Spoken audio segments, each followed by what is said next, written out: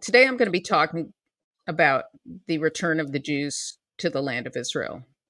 And this is a phenomenon that has been going on for centuries. Many people think of it as a modern phenomenon. For instance, I hear a lot that after the Holocaust, the UN set up the land of Israel for the Jews because of what happened. And my answer is, well, then, how was my mother born in Tel Aviv in 1928? And then you hear about the modern Zionist movement that started in the 19th century. But the more I listened to my father's lectures, I heard about other returns that occurred. So today I'm going to be speaking with Eric Ruben, a.k.a. Captain Allen on X. Okay, so today Excellent. we're going to be talking about the history of the return of the Jews to the land of Israel. So this is not something that just started. So please go back with me and let me know how far back this goes. It goes as far back as there were Jews who left Israel, that there were Jews who wanted to return to Israel. And I can show that throughout the centuries. If it's okay, I would like to just give people in the audience who might not know who I am or why I might have any My speak on apologies, this, just a little please. background. No, it's no problem whatsoever. I have been an attorney for the last 15 years, but for the last 20 plus years, I've been a historian of Jewish and Israeli history, Jewish identity, and I've also studied international legal matters regarding the state of Israel. It all really started for me academically in undergraduate school, but then as well in a semester that I spent at Cambridge University in England, where I studied the British Mandate period. And I just started keeping, notes of my thoughts and analysis and any articles I found to be particularly useful or helpful. And over the course of 20 years, I didn't know what I was doing it for. I didn't have any plans. But over the course of 20 years, it became almost 3,000 pages now of single spaced notes. And so it's just, a couple years ago, I just started getting it during the 2021 uh,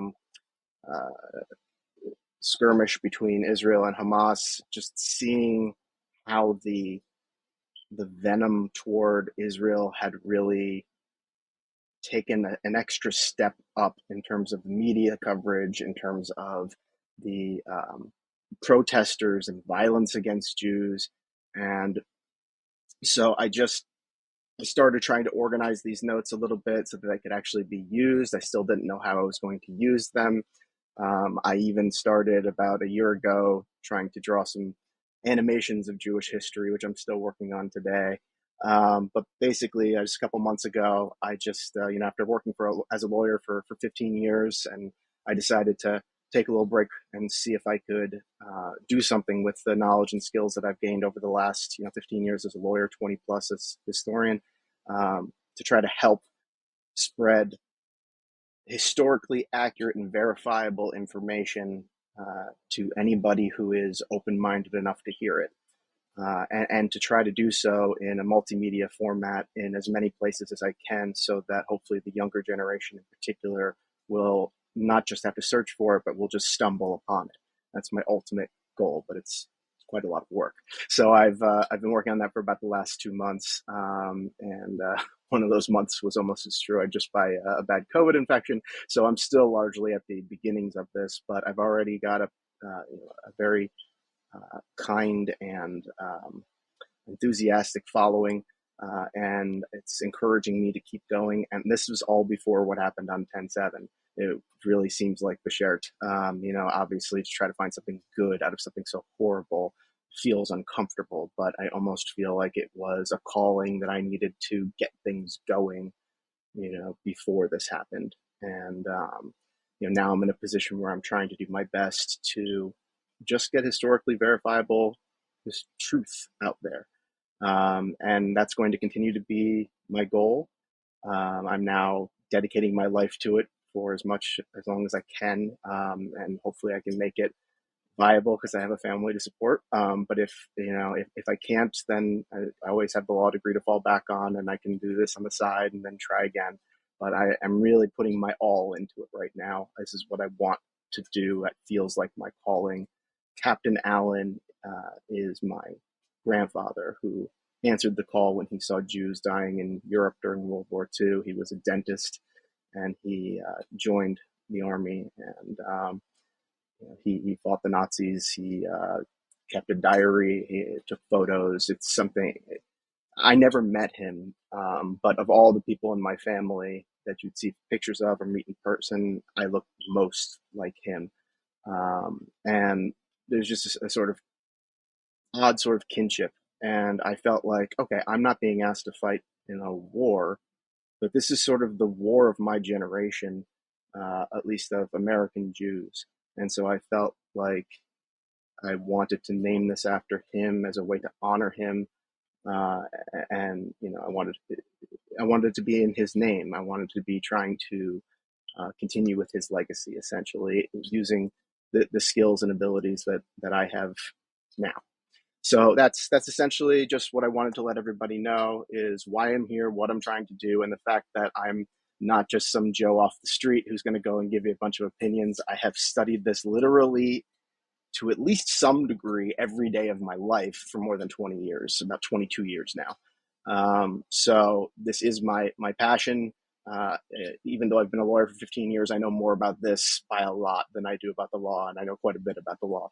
So that's all I wanted to get out there, and now I'm happy to answer any question. If you want to follow up on that, please. All right, just get going. Was there a particular incident that pushed you in this direction? There were several over the course of a few years. Obviously, what happened with the Pittsburgh shooting, was something that was a horrible thing. And I've been a follower of Barry Weiss for a long time. And when she resigned from the New York Times, and people telling, just a kind of abuse that she suffered at the paper of record because she was, quote unquote, writing about the Jews again. And I had uh, there was a program that I went on when I was 22, I believe. Um, it was called JLI, the Jewish Leadership Institute, and we spent, I think it was like 2 months in Israel, learning from all different kinds of experts and just living in Israel. And it was really I am observant to a degree. I'm more of a traditional Jew. I grew up technically in a Reform synagogue, but then after being bar mitzvahed in the years after, and especially into the 2000s, it didn't feel like home for us anymore. And I happen to be a conservative Jew at the moment. While I was in Israel on that program, I lived as an Orthodox Jew. I think it's important to know the customs and rituals and things like that. And I think that Judaism is open enough to allow people to, choose what's best for them in their own lives. But again, I'm not here to talk about the religious aspects. I'm really here to talk about the historical aspects. You really won't hear me talk about the Torah or anything like that, except to the extent that any events can be corroborated by third-party sources, whether that be archaeological evidence or uh, writings from third parties that aren't biblical or mystical in nature. Just because I think there should be a separation between the two, and this is academic. So, yeah, the other big thing was about that trip. I spoke. I keep in contact with the leader of that trip, who's still doing it to this day, and we hadn't talked in a while. And I talked to him, about a year ago, and he told me you would not even recognize JLI today. We've had to change everything. The kids come in, they're all, the in college or graduate aged kids, mostly, in their 20s, and they're just beaten down. They, have had this ideology um, in their faces where Israel is the evil oppressor, the apartheid, the new South Africa, who's committing a genocide against the Palestinian people, and they don't know enough to fight back. I mean, it's what they're hearing from their own professors. It's what they hear from their groups. It's what they hear from their fellow students. It's all they see. It's all they know.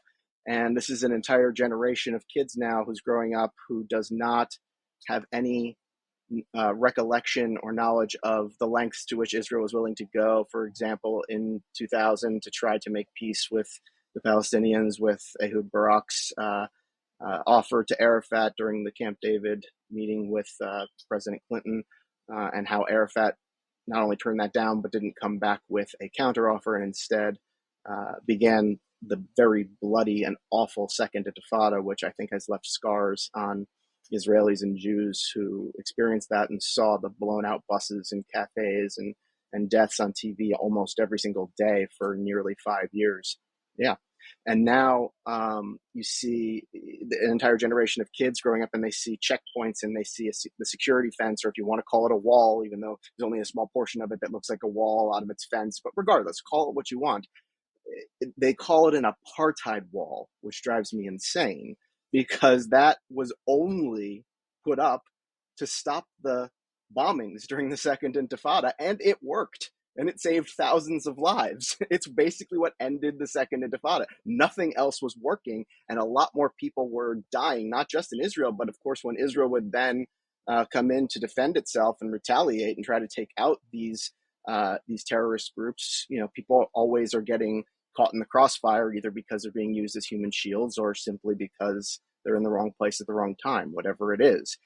But I mean, and the checkpoints, it's the same thing. Without the checkpoints, you can't check for bombs. And, people in the US today, especially of that younger generation, there has become this, sort of obsession with race and with intersectionality. And, Jews are just seen as another set of white people, which is frankly insulting and ridiculous because we weren't seen as white people for almost all of our existence.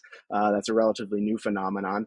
And now we're seen as having quote unquote Jewish privilege because this entire generation has grown up only knowing a world where the Jews are, proportionately more successful than most other minority groups, and where the state of Israel is strong. And the idea that the state of Israel could face existential threats seems like nonsense. And so anti-Semitism gets an eye roll from this generation, essentially. And so this was what was told to me, is how much it has changed. And these kids are really broken down, and it just takes a completely different level. And then, honestly, the thing that really got me, and this is the final thing that I'll say, it seems kind of random under the circumstance, but I was always a big fan of John Oliver, not because I agreed with all of his opinions or anything like that, but I thought that he was intelligent and funny, and that his show was worth watching. And even there was plenty I didn't agree with, and there was plenty that I did agree with, and it was fine. But in 2021, in particular, when he covered the conflict between Israel and, it was mostly Palestinian Islamic Jihad, if I recall correctly, but also probably Hamas, he did a segment, and it was full of lies, lies after lies after lies. And I just was thinking to myself, this is an intelligent person. This is somebody who does investigative journalism. So it's either he's doing it on purpose, or he's been so misinformed in this bubble that exists now among this, certain group of progressive elites, which I hate that word, but it is what it is right now. We're seeing it, in Harvard and in Stanford and, certain progressive members of Congress and things like that. There's this belief that Israel is evil. And so I don't know, I felt sort of betrayed by it, even though I don't know John Oliver and he owes me nothing. I thought that at the very least, he wouldn't blatantly lie about things, that he was an intelligent investigative journalist, and that if he did get something wrong, he would correct it. He never corrected, he never backtracked on anything. And it was just one lie after another. And I was just, it drove me nuts. And, finally, it just, over the last few months, it became a little bit harder to actually do my job, to keep my head focused on my job, because I really felt like this was more of my calling. I had been working on these animations I mentioned to you in any spare time I could make, but I was working a 60+ hour a week job. And, I was pretty burnt out from that. And I wanted to do something that I felt would make more of a difference, and that was more of my passion. And so I'm giving it a go. And no matter what, I believe I've already made an impact, even if it's a small one. And to me, that makes the whole thing worthwhile. And what kind of response are you getting? It's been tremendous. I mean, obviously there are the anti-Semites out there, but that's to be expected. And I'm not trying to reach the anti-Semites, and I don't engage with the anti-Semites. And I do as soon as I'm very happy to engage with people who want to challenge me. I never claim to know it all. I've been studying this for 22 years, and I learn something new every day. If people watch this and they want to challenge me on something, I welcome it as long as it's in good faith. But as soon as I realize that the challenge is not in good faith and that the person is actually an anti-Semite, I just say, now I see who you are, won't be wasting my time anymore, and I do hashtag bye bye bigot. And that's what I do, and I mute them and I don't go back. My goal is not to reach the anti-Semites. My goal is not to reach the true believers in From the River to the Sea, Palestine will be free. My goal is to reach Jews who don't have a connection to their past and who they are and their identity because they don't know their history.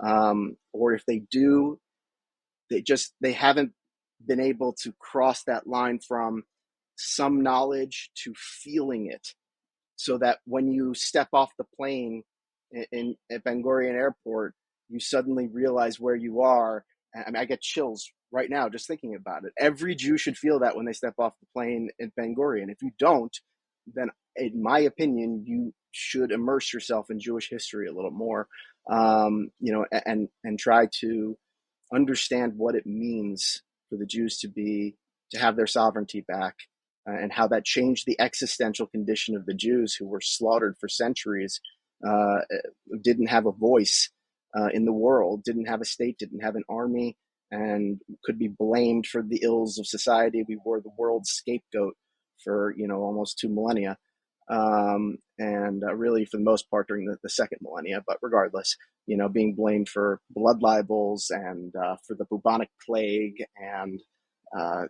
everything else, host desecration, the Crusades. They decided to kill Jews. I mean, the bottom line is, it all came to a head, obviously, with the Holocaust. But the Holocaust came after the most recent Holocaust, which were hundreds of thousands of Jews being killed in pogroms, in the Pale of Settlement areas of, Ukraine and Poland and Belarus and that entire area. I mean, there were hundreds of thousands of Jews that were murdered. I mean, a lot of the stories are just as graphic and awful as what you hear about what Hamas did when you see what the Cossacks did to Jewish communities. They would get drunk and go and do horrible things to women and to the families and to children in these Jewish communities. It was just on a smaller scale than the obvious industrial scale that the Holocaust was on.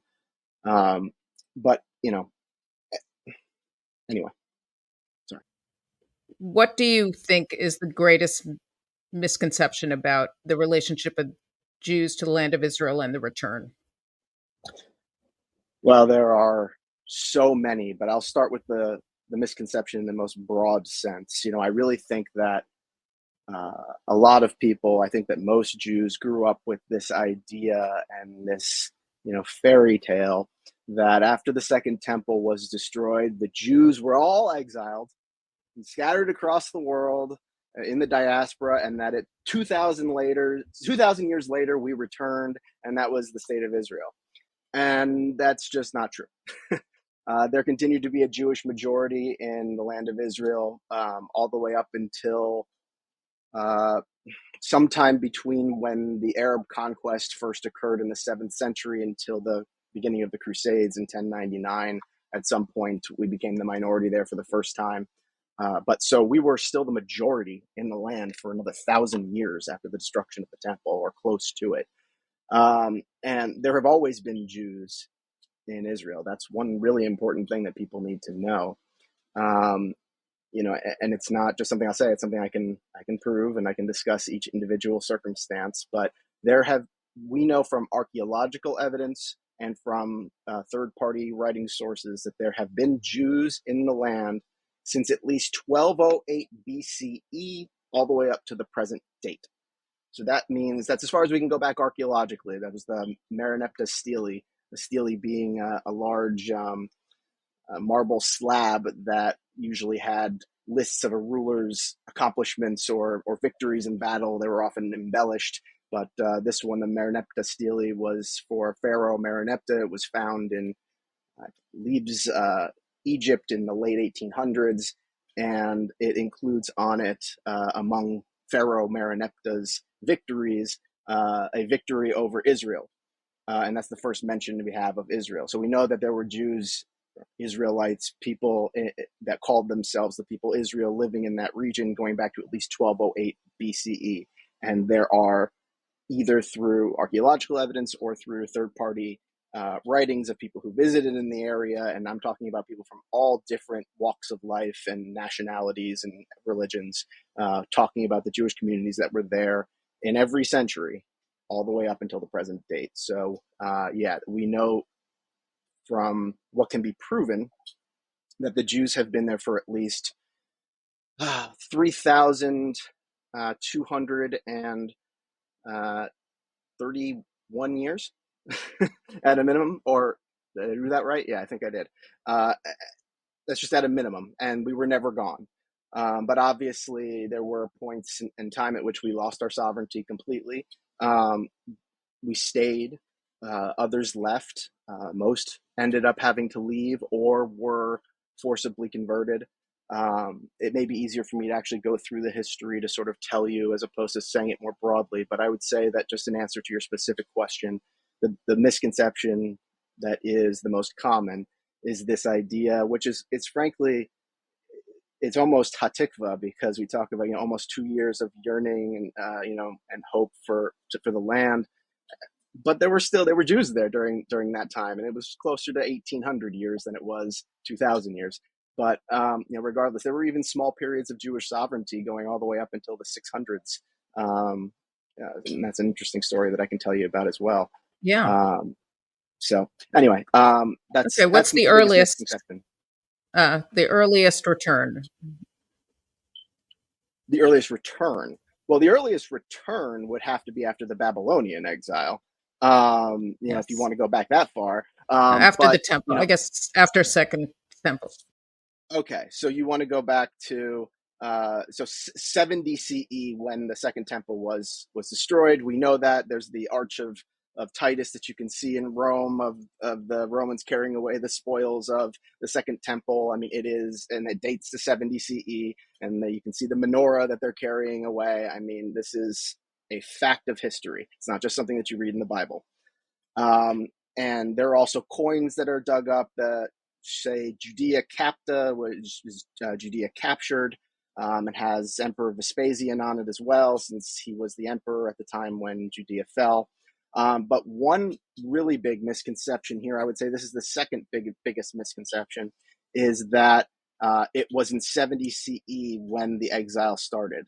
It's really not true. A lot of Jews were killed by the Romans, and there were tens of thousands of Jews that were taken as slaves to Rome. In fact, those Jewish slaves taken from Judea, actually built the Colosseum, No, which is so sort of that's true. I've interesting. heard various connections. It's unlikely that the Jews built the pyramids, Right. No, but they didn't. it is right. But it is very likely, if not definite, that the Jews built the Colosseum, or at least that many Jews were involved in the manual labor of building the Colosseum. I'll put it that way. But so the real first major calamity, I mean, look, the destruction of the temple was obviously devastating to the Jews, but it didn't cause everybody to just leave. And not all of the Jews were either murdered or exiled. There were still, more than 1 million Jews living there. I mean, I have statistics from 100 CE showing that 2 million Jews still lived in Judea at that time, out of a world population of 5 million. And that was 30 years after the destruction of the temple.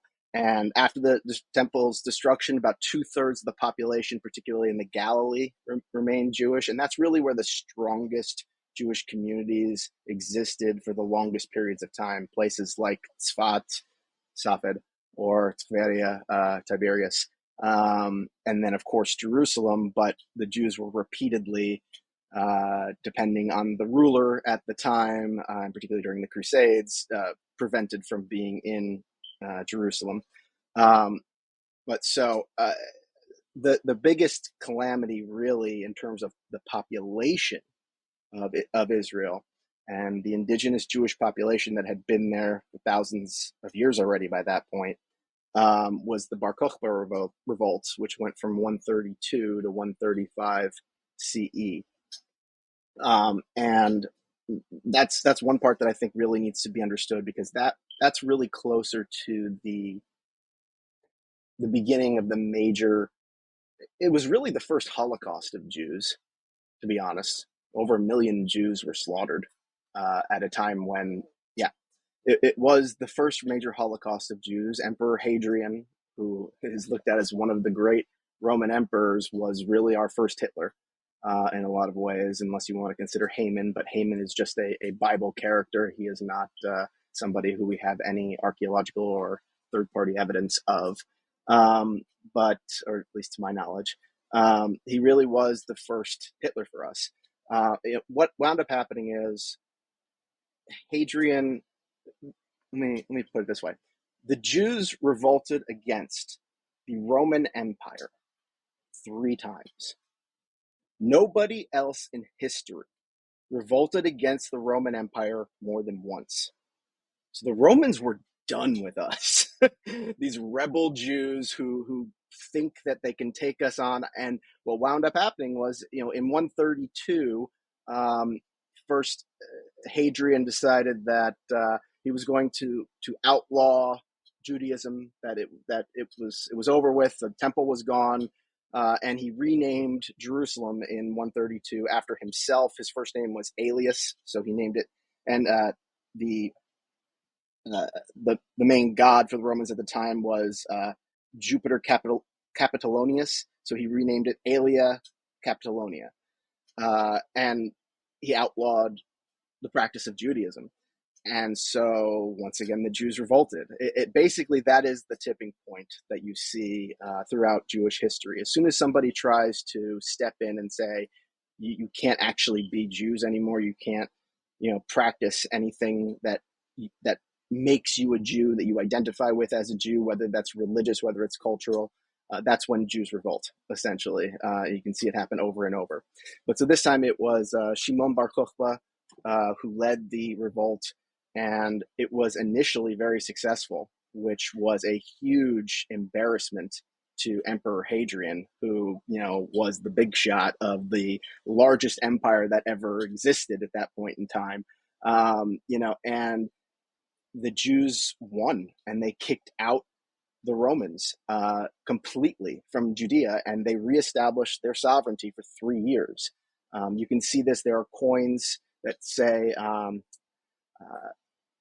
for the freedom of Jerusalem and other things of that nature, basically just celebrating getting back Jerusalem at that particular time. And it wasn't just Jerusalem. They wound up pushing the Romans out of Judea entirely. And so when Hadrian, had been embarrassed by this for 3 years, he finally sent in garrisons from as far away as Britain and northern France, and from Syria, and even from parts of northern Judea. And I mean, a massive force completely overwhelmed the Jews in 135 CE. And that's when Hadrian took out his revenge. And he had 1 million Jews slaughtered. The final, the last stand of those Jews was at Beitar, which you may have heard about, because there were movements named after that last stand at Beitar, which like Menachem Begin was a part of, pre-state, pre-Eric Ruben even. But it was, and they waited until I think it was actually on Tisha B'Av, if I'm not mistaken, when the Jews, because it's another thing to happen to the Jews on Tisha B'Av, as the 9th of Av, the day that both the first and second temples were destroyed. also is the day that that the Jews lost on their last stand in 135 at Beitar, and apparently the Romans waited for that day. It was a siege on Beitar, and they knew that the Jews would be fasting and would therefore be weaker, and so they attacked, and they were merciless. They didn't. No one left there alive. They murdered all of them. One of the major things that Hadrian did in his vindictiveness is, he wanted to make sure, first of all, these Jews had taken their sovereignty back. They'd beaten the mighty Roman Empire and reestablished sovereignty for 3 years, humiliated the Roman Empire, humiliated Hadrian. And this was already somebody who was predisposed to want to outlaw Judaism. And this was the third time the Jews had revolted. The first being, the revolt that led ultimately to the temple being burned to the ground. The second being something we probably won't have time to get into, called the Quito's Rebellion, which is something a lot of people don't actually know much about, and it's sort of interesting, but for another time. And the third one, being the biggest one, was the Bar Kokhba revolt. And Hadrian decided that he needed to make sure that these Jews were never going to revolt again, and he tried to wipe the Jews from existence in one form or fashion. And he knew, he could not hunt down and find every Jew. There were still Jewish communities in Judea that survived all of this, mostly in the Galilee, but also some areas in the coastal plains and things like that. But there is one major thing that he did vindictively that still reverberates today, and that is he took away the name Judea, from which the name Jews comes from, and he replaced it with Syria Palestina. That is a Roman word, and it has nothing to do with Arabic. This was still 5 centuries before the Arabic conquest of the area. He made it unlawful to call it Judea, or to call it Eretz Israel. It was now going to be Syria Palestina, and he did that because he knew the Jews' ancient enemies were the Philistines from the Torah. And the Philistines were a sea-bearing people that moved around a lot, and they were also of Aegean descent. They were basically Greek. They were certainly not Arabic, and they have no relation to modern-day Palestinians in any way. So he renamed it after the region. He just basically broadened Syria and then named it Palestina as just an extra punch to the Jews in trying to erase their connection to the land. So really, 135 is when the sovereignty seemed like it was now absolutely over. That the Jews had been decimated militarily, population-wise. A lot of Jews were leaving because it was so war-torn that you couldn't really live much of a life there any longer. That's really when the diaspora particularly exploded. There had certainly been some before then, but it really exploded more in 135 than it did in 70. And so, the next thing that I'll just say is, and I will get to the first significant return, but there's something that I want to make clear, because it is the modern day political Zionism that we think of when we think of like Theodor Herzl. This is not that. It's different. Zionism, to the degree that it is the belief in that one day the Jews will return and regain their sovereignty in the land of Israel, that is baked into the Jewish soul of every Jew. The only question was, do we have to wait for God to do it, or can we do it ourselves? And that was the only thing that came up, later on. But the dream of returning to Israel, there is a bond that exists between the Jewish people and the land of Israel that is unbreakable. In fact, we don't say that the land belongs to us. We say we belong to the land. And the land is just as much a part of our identity as anything else. It's one of the reasons why Jews are an ethno-religion it is why you will see atheist Jews, for example. You won't see any atheist Christians or atheist Muslims. That doesn't make any sense. But you can find atheist Jews with very strong Jewish identities, fighting in the IDF right now for the Jewish people. And that's because we are a people. We are the descendants of the original inhabitants of Judea. We're the Jews. We were called Judeans. We were Judeos by the Greeks and Judeus by the Romans. We were called Judeans, and that's why we were seen as a separate nation with it living in other nations when we moved into the diaspora. It was only in 1275 CE that the British shortened Judeans to Jews. So that's the only reason that we're Jews, because English became the most common language, and in 1275, the British just decided that they were going to shorten Judeans to Jews. But we are Judeans. We have both an ethnicity that's part of our identity and a religion, and whether you practice that religion or not, I can guarantee you that even the least practicing Jew still carries on some sort of Jewish tradition that has religious roots. They just don't call it religious, whether it's putting up a mezuzah or it's following Jewish burial and mourning and things like that. There's something that connects them with the Jewish people that has a religious tone to it, even if they are not quote unquote believers. I would say Judaism is also a nation because people Yes, have joined our nation. agreed. So not directly a lineage in all cases, although that's a big part of it. I want to address that actually, because this is something that hopefully when my animations make it out there, I cover this quite a bit, because some people will bring up that argument. They'll say, well, wait a minute. If Judaism is an ethnicity, then how can you have converts? And it's actually quite simple. And first of all, Judaism is not the only ethno-religion where that's the case. In fact, there are several Native American tribes where you can become a full member of the tribe by going through a full conversion process. It's the reason why Mhm. when I could convert to Christianity by accepting Jesus as my Lord and Savior and getting dunked in water, and there I am. I'm a Christian. That's not how it works in Judaism. It is a And a not all very Christian. long. Yeah.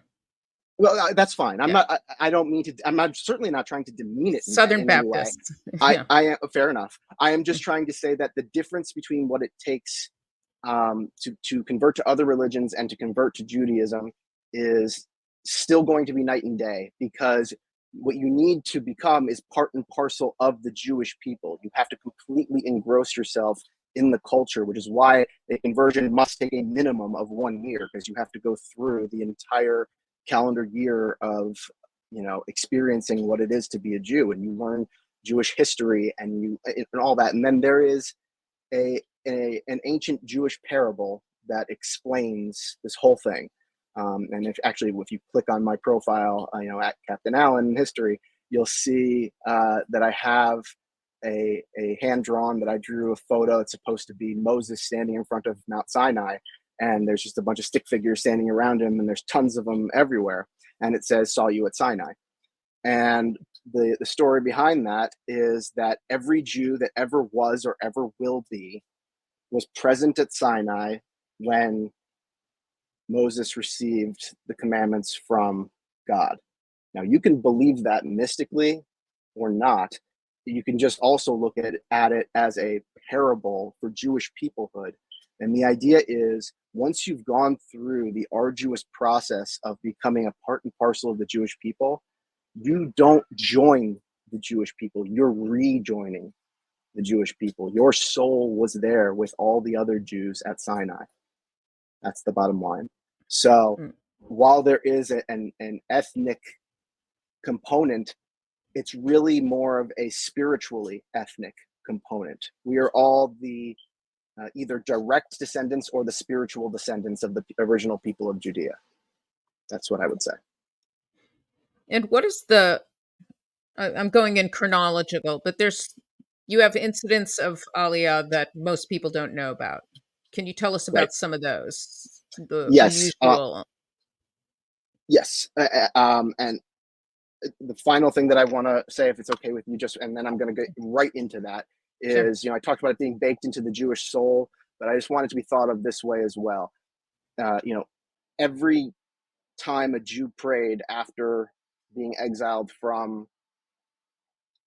basically Jews called the land Eretz Israel, called it Eretz Israel from the time they left all the way up until the state of Israel was born. So that's just how they refer to it. So that's how I'm going to refer to it during this particular period of time. They would always face Jerusalem if they lived outside of Eretz Israel, no matter what.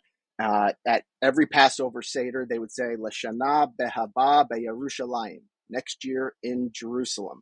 At every Jewish wedding, the groom would step on a glass and everybody would yell Mazel Tov. They would step on that glass to remind us of the destruction of the temple and a reminder that we're a scattered people and that one day we will be brought back together in our land. There's the famous psalm, if I forget thee, O Jerusalem, may my right hand wither and my tongue cleave to the roof of its mouth. When Jews pray on Shmini Atzeret, it's a prayer for rain in the season when you need rain, except they're only praying for rain in Israel, no matter where you are in the entire world, and specifically in Jerusalem. So I'm just saying that the Jewish yearning to return home to Zion was always there. And that's the reason. It did not have to be for a particular political reason. It didn't have to be to escape anti-Semitism or persecution. That Jews were always trying to go back because the Jews are as much a part of that land as the land is a part of us. We are one and the same. That's where our religion was born, our language was born, our culture was born, our peoplehood was born. I mean, that's I why tell the I'm sorry. I say no, sometimes please. that the entire Bible after Abraham is a story of the relationship between the Jews and the land of Israel, and it's a tortured relationship sometimes. We Abraham is from there. We get exiled. We come back. We fight. We Mhm. lose. We win again. But it's all about that tortured relationship, or sometimes wonderful relationship. Right. No, I completely agree. I actually think that the Torah, in a lot of ways, reads like a history book, a history of the Jewish people. I mean, if you take out certain mystical aspects of it, and you just want to read it from a historical point, and that does not mean that you have to believe every word of it as historical truth, but some of those historical moments. I mean, Cyrus the Great emancipating the Jews and allowing them to go back to Israel and rebuild the temple. We have now uncovered the it's a very cool looking thing. I highly recommend you look it up. It's like a clay cylinder that is the Edict of Cyrus that allowed the Jews to return. I mean, all of these stories, the Maccabean revolts, you can find everything. If you just dig in the sand, in Israel, you're going to find Jewish history. But so I want to finally answer your question that you asked. And I'm sorry, I wanted to give that background for a reason. I hope you understand. But now I will stick specifically with answering your questions. Um, so the first time that Jews after the Bar Kokhba revolt made some sort of effort that at least resembled Aliyah was really between 361 and 363 CE. So that's what 150 years or so, a little more than that after Bar Kokhba. But this was under very sort of unusual circumstances. And what happened? This was after Constantine, the Roman emperor of the Byzantine Empire, converted to Christianity, and this was under Emperor Julian, who Christians call Julian the Apostate. Um, Julian was not a Christian, and Julian looked at the Jews and said, why should it be that the Jews can't live in their own land or not allowed to pray at their holiest sites just because Christianity has decided so since Constantine? That wasn't the original reason that the Romans did what they did, but it became the reason really under Constantine. And so what Julian did was first he abolished these extreme taxes, the fiscus judaicus, taxes of the Jews, where you were literally just taxed for being a Jew, and it was supposed to keep the Jews down. And he abolished it. And then he gave permission for Jews to come back and to rebuild the temple even. And Jews heard this and they were, obviously excited. I mean, there was a feeling of messianism in the air. And it didn't go so well. And the reason it didn't go so well is because a lot of Jews that were returning were coming from Babylon, which at that time was ruled by the Persian Empire. And when they heard what the Jews were trying to do, what happens, interestingly, is when Jews try to go back to Israel over the centuries, all of a sudden rulers start realizing all the tax revenue that they're going to miss out on. And then they don't want the Jews to be able to leave. They want to keep them down, but they want to keep fleecing them for more money to fund their wars and their empires. But so thousands of Jews were cut down by the Persians as they were trying to get back to Israel and to get back to the Temple Mount and to rebuild the temple. But they did still actually start building. A third temple was in the process of being built in 363 CE. And then there were extremist monks, Christian extremist monks, who burned it to the ground. Because as far as they were concerned, Christianity had replaced Judaism, so there could not be a Jewish temple there. Yeah. And when the Jews wanted to go to Julian and say what happened and seek protection, and then he died that very same year, 363. And with him, that dream died for another 100 years when somebody else came along. So if you have any questions about that one, I can Just answer them, or I a can move on to fourth the next. century, we have fourth century Aliyah. That's correct. And I never heard about the rebuilding of the third temple or the attempt. We got even farther in the 600s. A building was actually put on the Temple Mount. It was a temporary synagogue until they had the funds and the capability to build the third temple. So we'll get to that. We're almost there. But the next significant aliyah of Jews came 5th century, and it was Empress Eudocia, who actually was the wife of somebody who was another villain to the Jews, Theodosius the Second, who was one of the first to issue these decrees that limited Jews in certain professions and that required outlawed relationships between Jews and Christians and things like that, and making it so that anytime Judaism is discussed, you have to refer to it with certain words like nefarious or blasphemous, or just petty things, but also things that were major impediments on Jewish life, like heavy taxes on Jews. That's always been a big one, going back. But his wife was her own independent, strong person. She is really a woman to very much be admired and respected, and more time and effort should be spent learning about her. I find her fascinating. But she decided that she wanted to go to Jerusalem. I'm still not sure why she decided she wanted to go there. Perhaps I just haven't come to that area of my research. But she just decided that that's what she wanted to do. And when she got to Jerusalem, she wanted to meet with the Jews there. And the Jews were very hesitant because they knew what her husband was doing to Jews in the rest of the Byzantine Empire.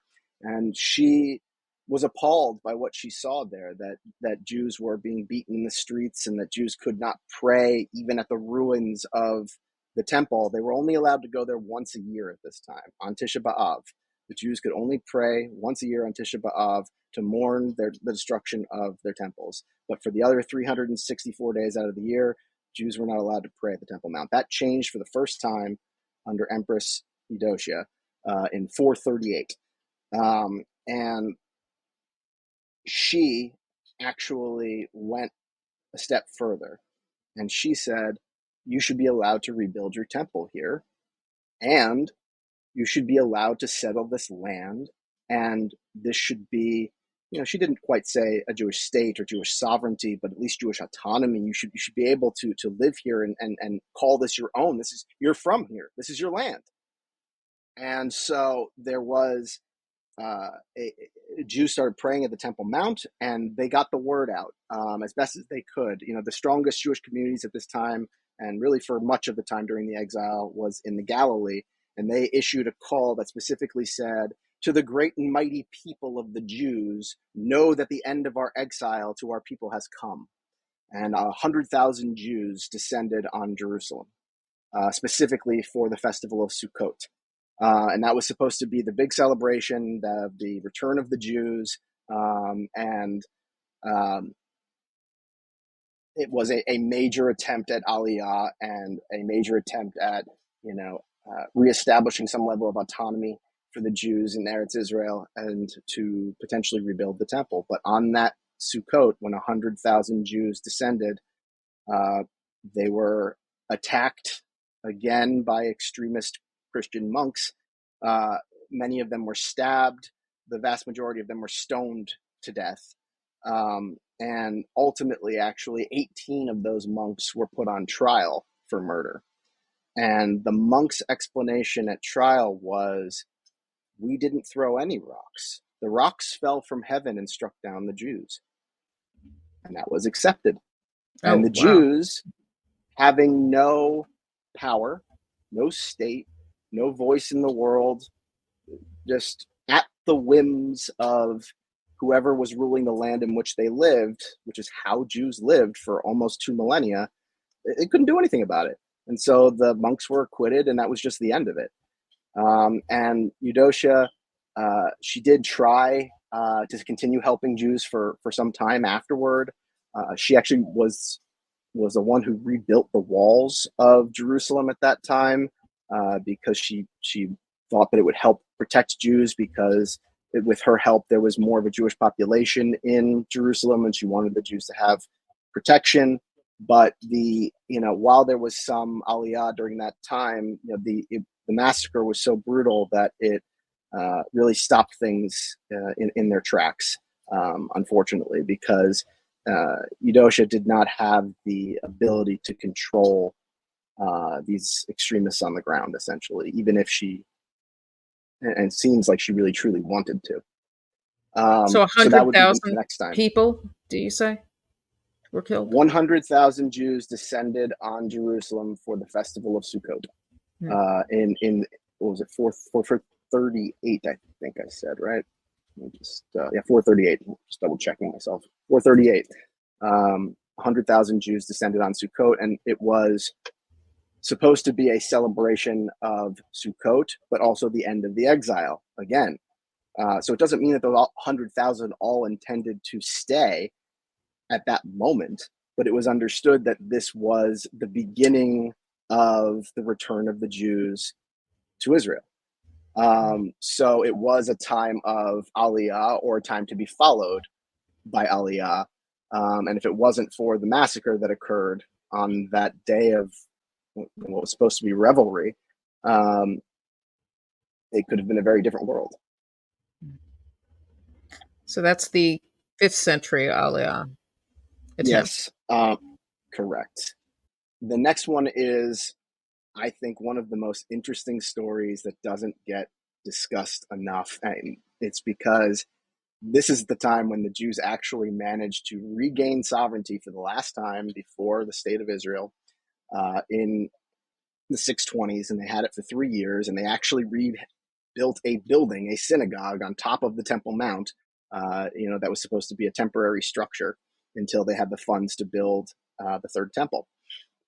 So this all comes from a war that was going on between the Byzantines under their emperor, which was Heraclius at the time. This war went on from 602 CE to 628 CE, between the Byzantines and the Sasanian Persians, the Sasanian Persian Empire. And essentially the Persians were trying to push more toward the west, because they were coming from ancient Persia, which is modern day Iran, and they also had modern day Iraq and portions of Syria at the time, and they wanted to push through the rest of the Levant and take Eretz Israel as well. And the Jews of Eretz Israel remembered Cyrus. So they thought to themselves, the Persians are coming. This could be wonderful. So the Jews made a deal with the Persians that when they came through and reached the land of Israel, the Jews by the tens of thousands, which they did, would join forces with the Persians to kick out the Byzantines. And in return, the Jews would be given autonomy again in Jerusalem. Not necessarily in the whole land of Israel, but at least in Jerusalem, where they wouldn't be bothered in any way. They could do what they want with the land. They can rebuild their temple, etc. There were about 400,000 Jews living there at the time, mostly in the Galilee, because Jews were banned from Jerusalem once again after Eudocia was gone, as long as it was under Byzantine Christian rule. That's a pretty good population. Yeah, it remained pretty high for quite some time, really, and we'll get to when it really dropped off, unfortunately. But it was 611 when the Persians, with the Jews' help, conquered the entire region that includes Syria and Judea, or Eretz Israel. And the Persian leader was Sharbaraz. He was the king of the Persian Empire. And he wanted to be the one to actually lead the forces in. And that's what he did. And there were about 26,000 Jewish forces that were alongside him, and finally kicked out the last of the Byzantines. And the idea was that this was going to be a great time for the Jews. And so it was between 621 and 623 or 4. Pardon me, I'm not positive on that, and I don't have it in front of me, even though I wrote down a couple of notes to check. But it was between 621 and 623 or 4 that the Jews had sovereignty in Jerusalem, that they rebuilt this structure on the Temple Mount, that they had enough forces and they had the backing of the Persians that nobody could, completely mess with them. And for a time, that's how it was for 3 years. But then eventually, a local Christian population started massacring Jews there after they got comfortable and they weren't, treating it like a military site anymore.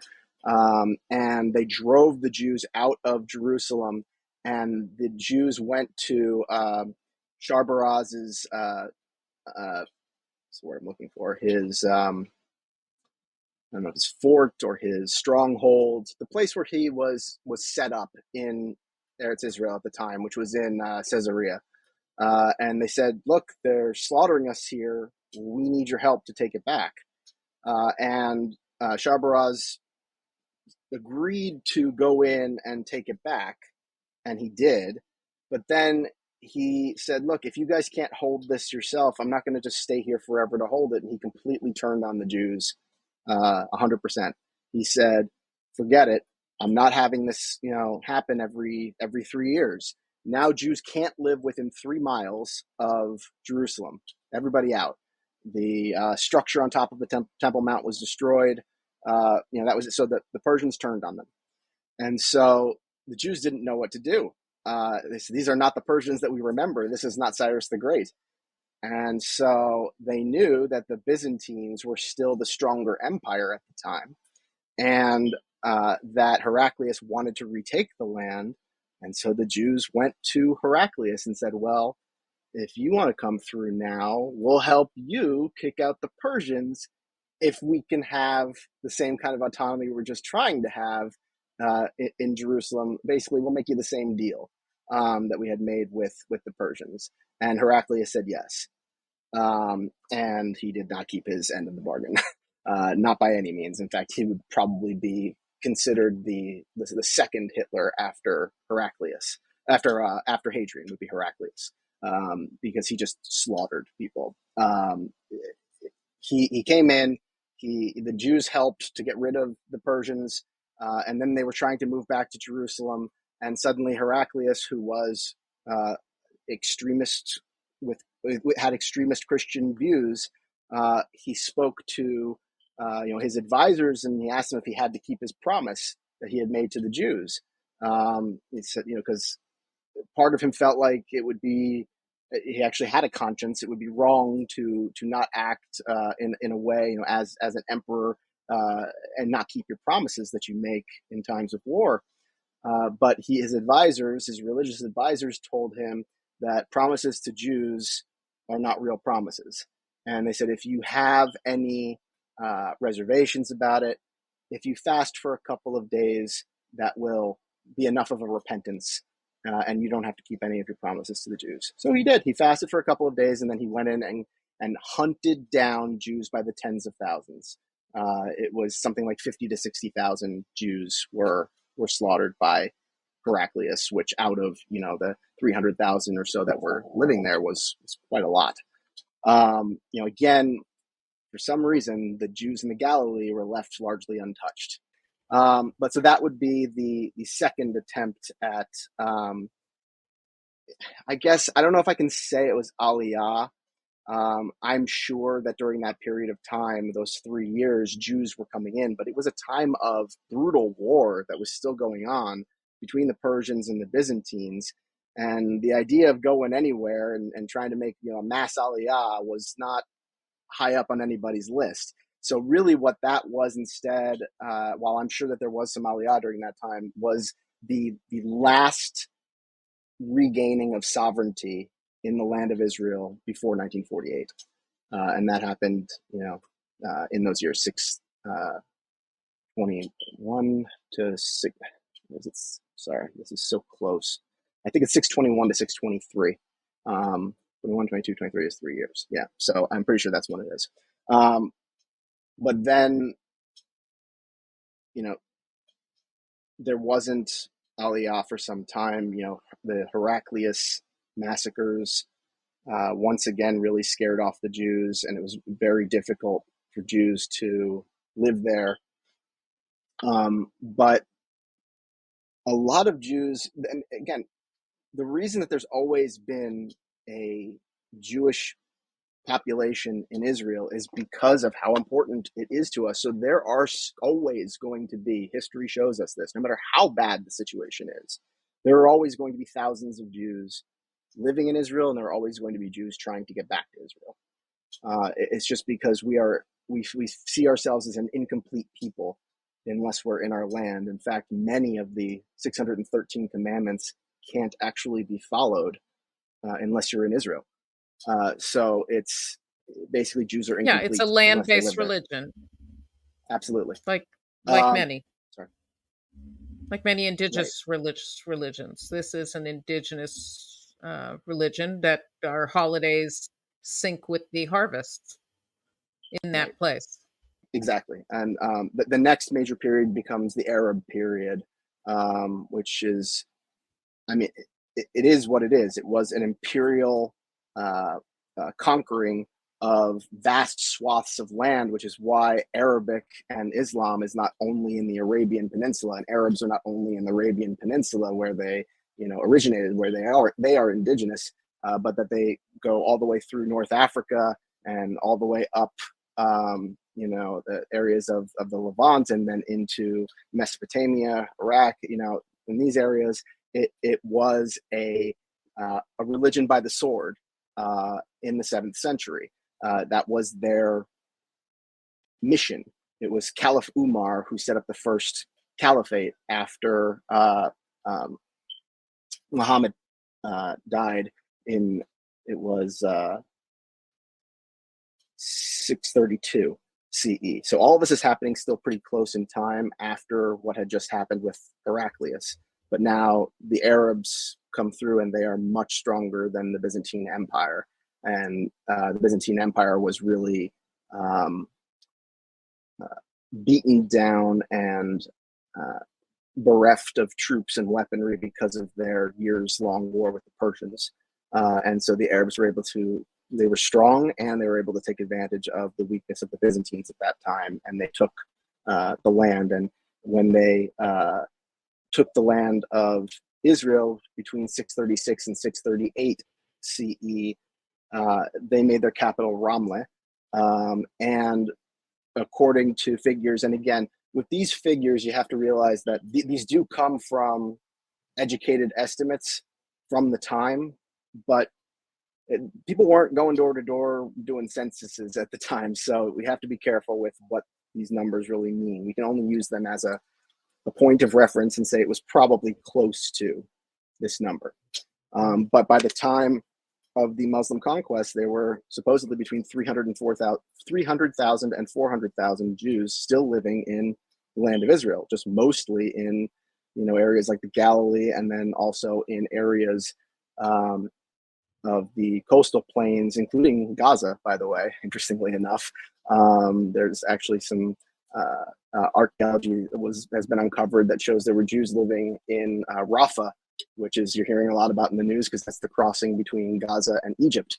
So that far south and west, basically as far south and west as Gaza goes, there were Jewish communities at that time. But anyway, the Jews could not fight off this army of Arabs, and with the Arabs, it was a mixed bag, and under Islamic rule in general, it was a mixed bag. Really, things got really bad for Jews in Christian-dominated lands, particularly starting in the late 11th century with the First Crusade, and then just remained bad basically for the remainder of the millennium. But with Jews in Arab Islamic lands, it really depended on the specific leader. Some of their leaders treated us horribly, and some of their leaders still treated us like second-class citizens who were below in every way a Muslim and an Arab, but who could also live their lives in relative peace. That was about as good as it would get. But still, that's better than being massacred and burned alive, which is unfortunately what was happening to Jews in Europe really throughout the entire second millennium CE. But in Israel in particular, when Caliph Umar first took the land, he imposed the rules of Muslim law, where Jews were a people of the book, just like Christians, so they're called dhimmis. So we were dhimmis, and as dhimmis, we get certain protections. But the only protection that we really get is that we're not instantly murdered. That's it. Pagans would be instantly murdered. Idolaters would be instantly murdered. Dhimmis just aren't instantly murdered.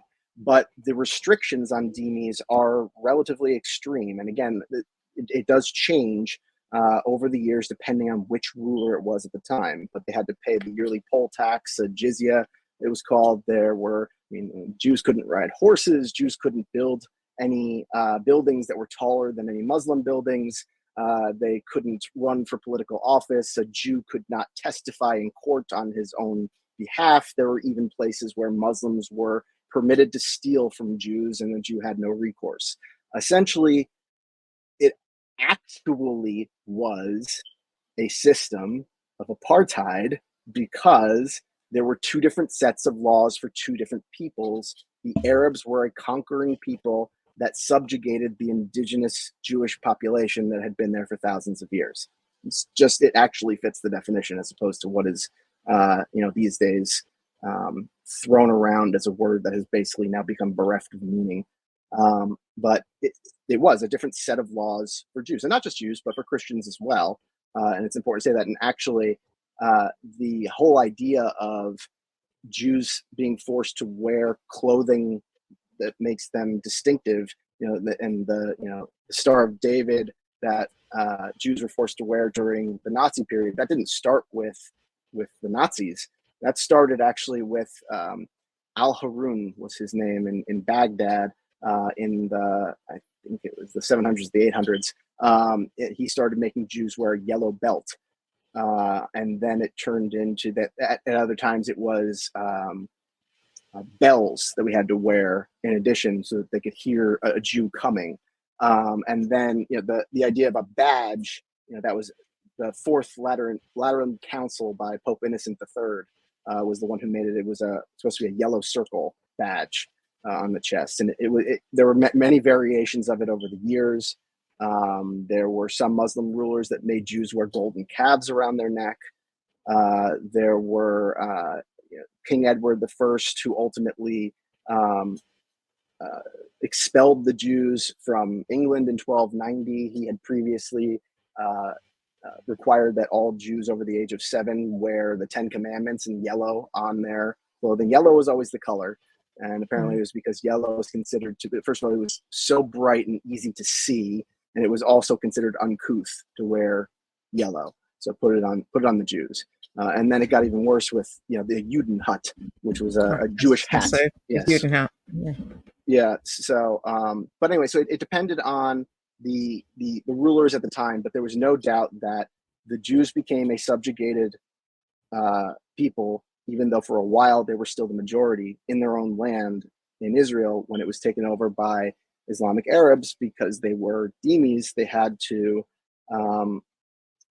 follow these dhimmi rules. And when the Arabs then built the Dome of the Rock in 692, on top of the ruins of the temple, and then when they added the Al-Aqsa Mosque in 715, and then in 720, Caliph Omar, not Umar, by now it had changed, it was Omar, he banned Jews from worshiping on the Temple Mount. And so suddenly after, the Jews had been praying at that area for, the first temple we know was there at least in 600 BCE, even though it was probably there earlier, but I'm talking about archaeological evidence. So Jews had been praying at that site for about 1,300 years or so, other than the periods of time in which, Jews weren't allowed to live in Jerusalem, except on Tisha B'Av, when they would be allowed in under Byzantine rule, for example. But it was for the first time that Jews were completely banned from praying at the Temple Mount in 720 CE. And obviously that remains a major point of contention even in Israel today. And ever since the Six-Day War, when Israel took back that territory and also gave control of the Temple Mount back to the Jordanian Waqf. But that's getting into other areas. But the bottom line is that for another 1,000 years of Islamic rule, those bans remained in place. But Jews still remained in the area. There was a famous Muslim Arab scholar went by al-Muqdasi, who was in the area. He wrote about what he saw as he toured the area in 985 CE, and he mentioned significant Jewish populations still throughout the entire area that was Eretz Israel. The next big thing that happened really when the Jewish population sunk to such low levels, and this is a really interesting point here too, actually, because a lot of scholars these days think it's actually the birthplace of a lot of modern day Palestinians. So I can explain this a bit. We have to go to 1040. No, it wasn't 40. That was when it was taken out. So 1012. That's when it was.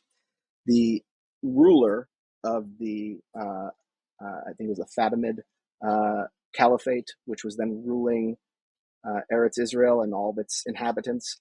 His name was Al-Hakim, and he was a guy, he was like the boy king, so he came in, I think, at age like 10 or something like that, but he wasn't really given any ability to do anything that was sort of held in trust until he was older, but he was always a younger and, going to follow his own path kind of thing. And so, it was supposed to be a tenet of Islam that nobody could be forced to convert to Islam. That was supposed to be one of the major differences between Islam and Christianity at that point in time.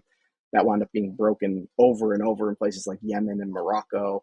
But for the first time, it happened in Eretz Israel under Al-Hakim, when he issued his edict in 1012 that said, Jews and Christians, you have two choices.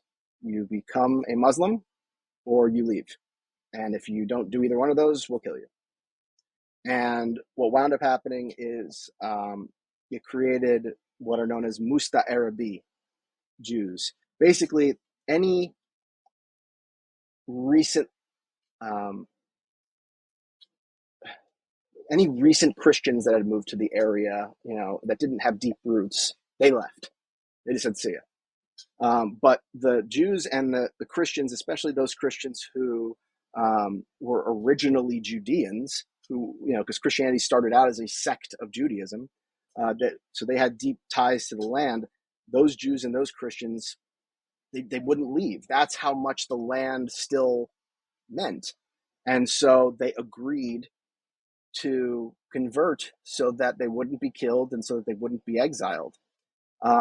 Some of them converted and decided that it would be better this way, and others converted, but it was only for show, and at home they were still Jewish or Christian. But so, and other Jews actually, because this was mostly being enforced in the Jerusalem area, other Jews started moving into areas more like Rafah and like Tzfat and Tiberias and other areas that were further away from Jerusalem, still staying within Eretz Israel and practicing as Jews. But if you wanted to stay in Jerusalem or the surrounding areas, you basically had to convert. But what wound up happening, because the Al Hakim edict was repealed during the reign of Al Mustansir, which was 1044. So it had been in place for around 30 years. And when he came in, he said, look, that should never have been done. That's not what Islam's supposed to be about. If you want to convert back, you may do so, but it's up to you. And only 27% of those that had been converted back, for the Jews and the Christians. And the reason is they had become Arabized. They were treated like any other Arab Muslim citizen of the land. They were no longer dhimis. They were no longer treated like second-class citizens, and they started to enjoy it because they could actually provide decent lives for their families, and they weren't humiliated all the time. And so there's an Israeli historian out there named Tzvi Messinai. You can look up his book and he's got documentaries on YouTube and things like that. And he believes that a lot of modern day Palestinians who have deep roots to the land are actually these Musta Arabi Jews and Christians who were forced to convert during the Al Hakim edict. And he wants to make a bigger deal out of it in the hopes that if you see that we actually share a common ancestry and blood, maybe it'll be easier for us to have conversations and listen to one another better and things of that nature.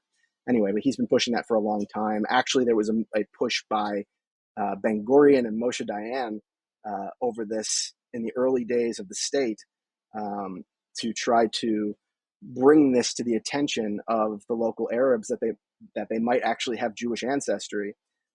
And you can see some of it in Messinai's documentary. He would go into places in the West Bank and into Gaza. This was many years ago. And you could find gravestones with Arabic and then a Star of David.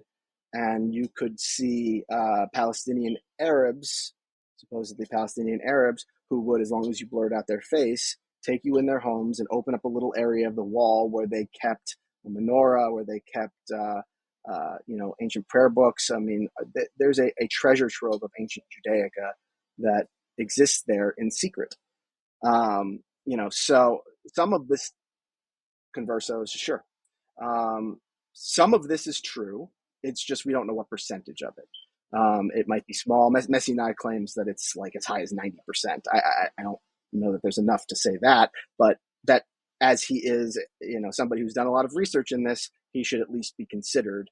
And I think that it's worth reading and it's interesting. I've actually spoken now with a Palestinian who happens to be one of the few Palestinians who is today an atheist living in the West. And he was actually very interested to hear about this, and now it's all he wants to learn about. So it can be life-changing to realize that your roots aren't what you thought they were. I don't know if that's ever going to make its way into mainstream. Ultimately, Ben Gurion and Dayan, at the behest of Dayan, decided that they should not try to push this anymore because it would inflame the Islamic and Arab world to even make the suggestion. Even though today it could be shown with things like DNA tests, basically everybody just stays away from it. And that's fine. It is what it is. But still, I think that that's an important part of Jewish history to know about, because while some Jews left during that period, during Al-Hakim, when it was, if you want to practice Judaism, we're going to kill you. So Jews went all over, and some of them did stay in other areas of Eretz Israel. Some of them did convert and then convert back, but a lot of them either went further into the diaspora, or they actually became Arabized, Musta'arabi, and Islamicized, so where they were no longer identified as Jews. And so a lot of them disappeared in that way. So it was really during that period of time when suddenly the Jewish community was really starting to come down in numbers. But we know that there were still significant communities living there, particularly in places like the Galilee, and that when the Crusaders came through, then later that century in 1099, and it was a wholesale massacre.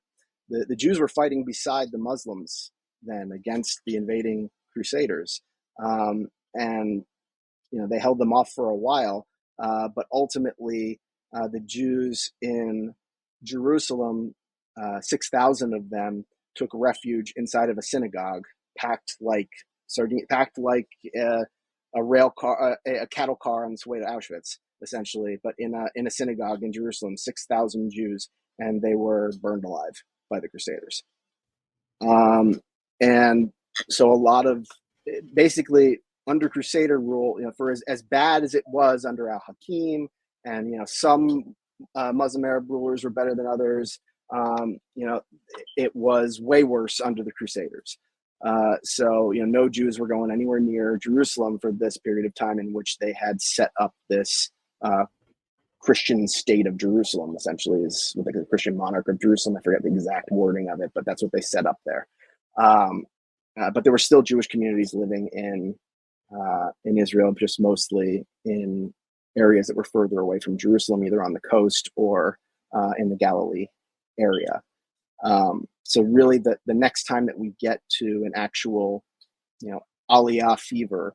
So if we're talking about, I would say that it's hard to say that whole mess with the Byzantines and the Sassanid Persians was Aliyah, but it was the regaining of sovereignty.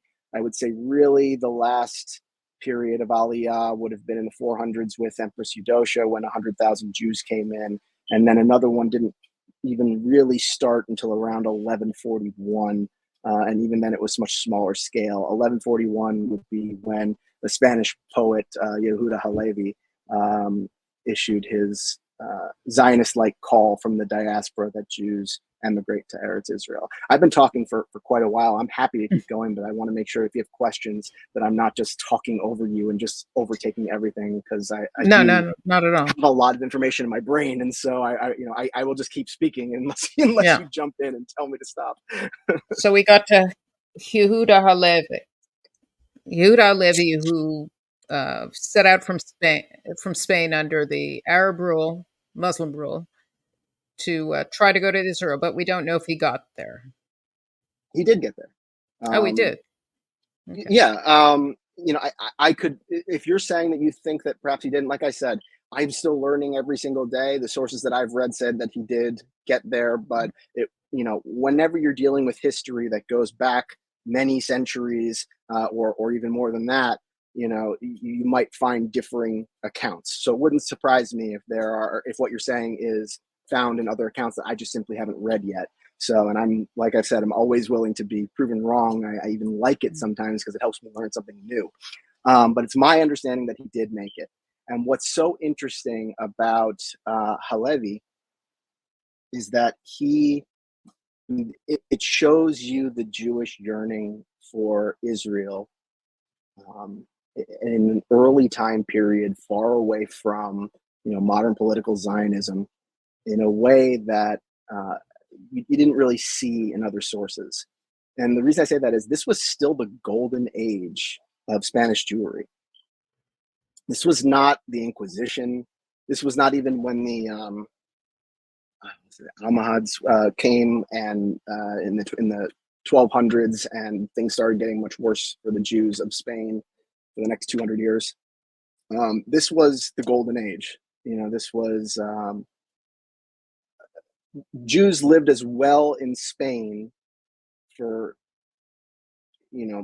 200 to 400 years, depending on how you look at it, as any Jews have ever lived anywhere, which is what I like to always say, actually, to American Jews who think that it's could never happen here. So we haven't even, most of us have not even been here for more than 100 years, or if we have, it's just a little over 100 years. We lasted somewhere between 200 and 400, where it was at least as good in Spain before things turned against us. So I'm not saying that's going to happen here, but Jews need to be a little more conscious of our history and the fact that the good times typically don't last, and you have to at least be prepared for it mentally. The So Jews were in I'm sorry. Spain when the Romans came in. So the Jews had Yes, been there before Islam. it's true, but Yeah. they came with the Moors. They fought alongside the Moors, Mhm. even from North Africa, the Jews that had lived there, to help them overtake Spain. Because as bad as it could be at times under certain Islamic rulers, it was almost always worse under Christian rulers for Jews at this particular time. So, you know, in fact, we don't need to get into it too much, but there are a lot of reasons why a person could make an argument that Judaism and Islam are much more alike than Judaism and Christianity. I know that in America we say Judeo-Christian values, and that's fine, and that does have a meaning. But when you actually get down to the nitty-gritty, um, typically Judaism and Islam have more in common than Judaism and Christianity. So I'm just throwing that out there. But anyway, so Discussion for another time. sure. Um, what what Halevi did is he took that Jewish yearning and he made it into poetry. Some of the things he wrote: "My heart is in the east, and I am in the west. I am at the end of the west," because at that time they didn't know about the New World. And Spain was considered the end of the west. And he wrote in these beautiful, metaphoric poetry terms. He talked about he compared the Jews basically to a vineyard that's uprooted from its native soil, and you try to plant it somewhere else, and eventually it withers and dies. And he basically said that's what was happening to the Jews. We were slowly withering and dying because we're out of our native soil. And he said that the only way for Jews to grow and develop and to be perfected as Jews, to actually be able to live as Jews and follow the commandments, is to be in Israel. And so that's why it's my understanding that he did, because it was quite a trek to get there. But if you're going from Spain, you can go by boat and you can, just cross the Mediterranean. You don't have to try to do it all, by land. Most uh, travel in those days was done through rivers and seas and things like that. There were no roads, major roads in large areas. The Romans did build some in some areas, but still, most people were getting around by water.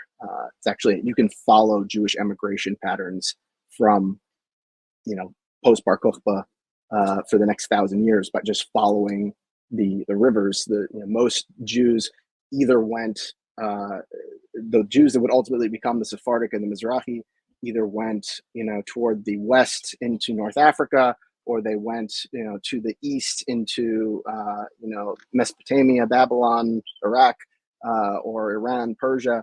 And then the Jews that would become Ashkenazic Jews mostly went up through Italy and Sicily. They followed the Rhone north, and once they reached the Rhine, it went in a different direction, and it cut them off completely from their brethren, from who would become the Sephardim, and they settled in the Rhineland, and that's where the Ashkenazi Jews come from. In fact, I think modern DNA tests show, interestingly enough, that every single Ashkenazi Jew on the planet today can trace their roots back to, it's like 375 Jews that lived in the Yeah. Rhineland in, the 900s.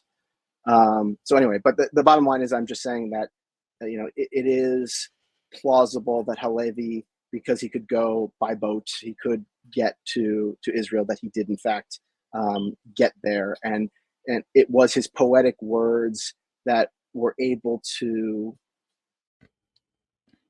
put onto paper what Jews had always known they felt. And so that did become a catalyst for further writings and eventual further aliyah, although I'm not aware of any significant aliyah that followed his writings immediately, in the 1100s. Um, but I can tell you that it was around that exact same time. Benjamin of Tudela was basically a traveler who he just loved to travel the world, and he would write about the things that he saw. And he traveled through the entire Middle East and wrote about the things that he saw. And he saw, when he was in Eretz Israel, Jewish communities thriving in places like Ashkelon, Ramleh, Caesarea, Tiberias, Acre, Jerusalem. So we know that even in these horrible post-Crusades times, when the Jews had been massacred, you just have to think about it in the right way, because they had been massacred really in Jerusalem, but there were still Jewish communities in other areas that were part of ancient Israel and a part of modern day Israel. And we have Maimonides visiting Jerusalem and the Temple Mount in 1165, and he eventually has to move there after he's challenged in court to defend the Talmud against Christianity. What did they call it? A disputation. Right. And yeah. Anyway, if you want to now get into really Aliyah, what you want to focus on, the first mass Aliyah, we're basically there. The first mass Aliyah happens in 1211. So after Eudocia, in the 400s, there are periods when people are going back. There are communities that still exist, but in terms of a mass Aliyah, an organized movement of Jews moving out of the diaspora and into Israel, that occurred in 1211. That was the first time. And that was a group of 300 Jewish rabbis, mostly from Provence, France, but also from England. And they were Tosafists, which is it's like a sect of the school of Tosafot for study of Talmud. I don't. There's things written about these 300 rabbis. We do know that they were there because there's a lot of writings from people in the years afterward that found and saw these rabbis living there. So we know that they existed. But in terms of why they just decided at that particular moment that 300 of them, and just rabbis, were going to go to Israel, it's still kind of a mystery. But when they got there, they were welcomed at that particular time. It was under Kurdish rule. I mean, really, Arab rule ended, after about 400 years, in the 11th century. And while there was Islamic rule, there was never again Arab rule for 1,000 years there. It was, Kurds, it was Seljuks, it was Mamelukes, it was Tartars, it was Mongols, it was Ottoman Turks. It was never again an Arab entity that ruled over the land. But regardless, they got under the Kurds a warm welcome, and from the Jews that were living there. They built synagogues and houses. And as a result of the fact that they had success in moving there, not only did they make it through this treacherous journey, but they had actually been welcomed, and that they built synagogues and houses. More Aliyah continued, particularly in 1260, from these same areas of Western Europe. In small numbers, but by dozens and hundreds, maybe the small hundreds, we're following. And this was still a time when, at this point, we had the first blood libel already that happened in England, but it was pre-bubonic plague when things got particularly awful. So this was still just Jews wanting to go back to their ancient homeland and reestablish their roots. So really, while there are episodes of Jews moving back to Israel throughout the 1200s, starting in 1211, it kind of slows down a little bit in the 1300s, because that's when you have the bubonic plague. And, we didn't know anything about bacteria then, and we didn't know that it was being transmitted by fleas that were coming on rats. And so, Jews always had these rituals of hand washing before eating. It was part of the process of, saying the on the Tilat Yadayim, prayer as you wash your hands. And there was also washing after, having an interaction with a dead body and things like that. That was part of the culture that was not a part of culture yet in Christian societies. So even though Jews died by the tens of thousands across Europe from the bubonic plague, it was at a slightly less percentage than the Christians. So the Christians, not all of them, but enough of them to make a difference, who had no knowledge or understanding, because we weren't there scientifically yet, believed that it must be the Jews doing something. They accused the Jews of poisoning the wells and causing the bubonic plague. And the answer to this was to burn the Jews alive everywhere. And by the end of the 1300s, there were only about 1,000 Jews left in total in all of France and Germany. But mostly they were moving at that time because Casimir the Great in Poland was, he was sort of the next Cyrus for the Jews. And Jews actually referred to Poland, the place that would ultimately become the largest Jewish graveyard in the world as a result of the Nazis. But they referred to it as the land of opportunity. Well, there And was this a was, charter signed in, I think, 1244, around then, giving the Jews yeah, you're right. protection. And so a lot of them Yes. entered and It prospered. that was pre-Casimir, and Casimir came a little bit after that. It was under Casimir, who had a Jewish, I think she was technically a concubine, but he had very warm feelings toward Jews, even though they were offered protection to come and to settle the land. It was really under Casimir that it exploded, and that's what really. So Jews started just migrating further and further to the east, and they went, largely to Poland, but also to places like Romania and Ukraine and Belarus, and that entire general area of Eastern Europe. So they weren't really going at that particular time to Israel. That didn't really pick up again until I'm trying to see if there's anything else I may be. There were a couple of other small ones, but really the biggest one comes in 1492 with the Alhambra decree and the Inquisition and 200,000 Jews being kicked out of Spain because a meaningful percentage of them, certainly not anywhere close to the majority, but a meaningful percentage of them went to Israel, and particularly to Tzfat and Tiberias. And that's where they settled, and that was the whole Kabbalist golden age, really, in that general time frame. But there were some others. I'll just name a couple of them. In 1286, there was the leader of German Jewry, whose name was Meyer of Rothenburg, and he attempted, because this is important because you'll see this happen a few times, he was attempting to take a large group of Jews out of Germany and take them to Eretz Israel to make Aliyah. And as soon as the authorities in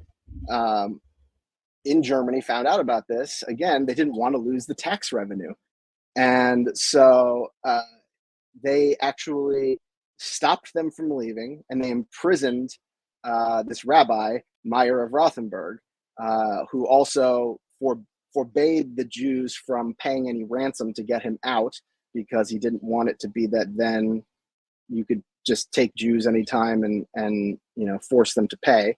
And so anyway, so the Jews tried to, in that case, make Aliyah, but they were stopped. The same thing would happen later in Sicily around 1455, when a large group of Jews also were trying to leave to go to Israel, and they were stopped also for the same reason. They didn't want to lose the tax revenue.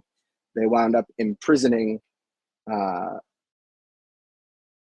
think it was several hundred, but 26 ultimately were allowed to go to Israel as long as they abandoned all of their possessions and only left with the clothes on their back. And they did. So 26 of them. That was that aliyah. It would have been a lot more, but they were prevented from leaving. And that was 1455. So now we get to 1492, which is the Spanish expulsion. The Alhambra decree, which said, Jews must either convert or they will be exiled or they'll be killed. And that's what ultimately led also to the Inquisition, where we really have the first time that you can see racism in anti-Semitism, because even Jews that had converted, whether they did continue their Jewish practices in private or not, all of them were suspected of having done so. And basically, if you were a convert after a certain amount of time from Judaism to Christianity, you were going to be, that was the Inquisition. Ask you questions, the answer was already decided, and you were going to be summarily executed. But anyway, into about the early 16th century, Tzfat had a population of about 15,000 Jews. And a lot of them had come over from Spain, and obviously a lot of them had been there already for many centuries, since there was always a strong Jewish community in the Galilee. The next period of time is Ottoman rule.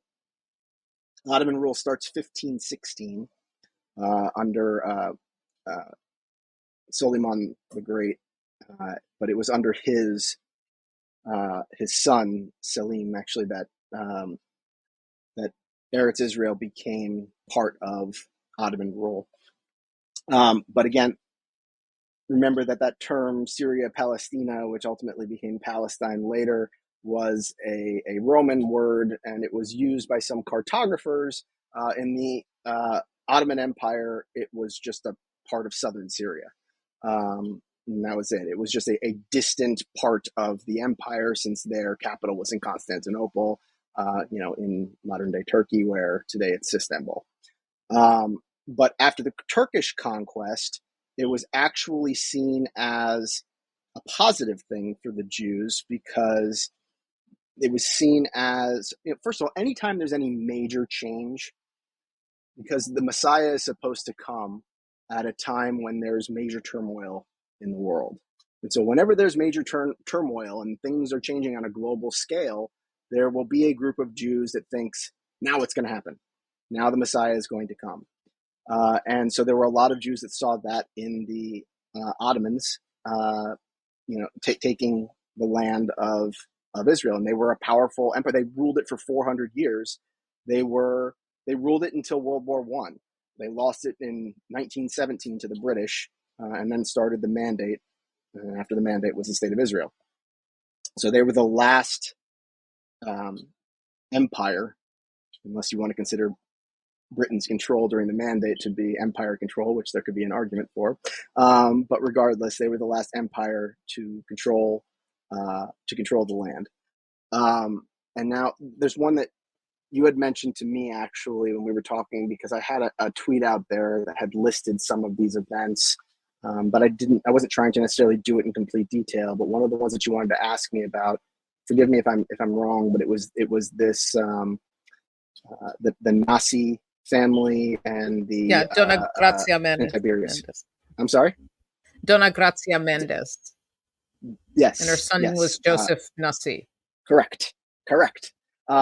Just for me and my inability to say that as eloquently as you did, I just say the Nazi. It's not Nazi. Gosh, I shouldn't say it like that. I will refer to them as Donna and Joseph, just because I can say those and it's simple. But Donna was the mother, and we're talking about the mid 1500s, and she was easily the most famous Jewish woman in the world, and was one of the richest people in the world, because she had come from Spain, and she was a converso who then went, who converted to be able to stay, but then with the Inquisition, it wasn't going so well, even with all of her money. But so then she moved to Portugal until Portugal instituted the exact same rules. And then she moved out of Portugal and she went into Italy. And then Italy was doing the exact same thing under papal decree. And they were burning Jews for claiming to be Christians, but not really being Christians. And so then she flees Italy for Constantinople. And it's in Constantinople that Joseph starts to get political connections, gets close with Selim, who is Suleiman II's son.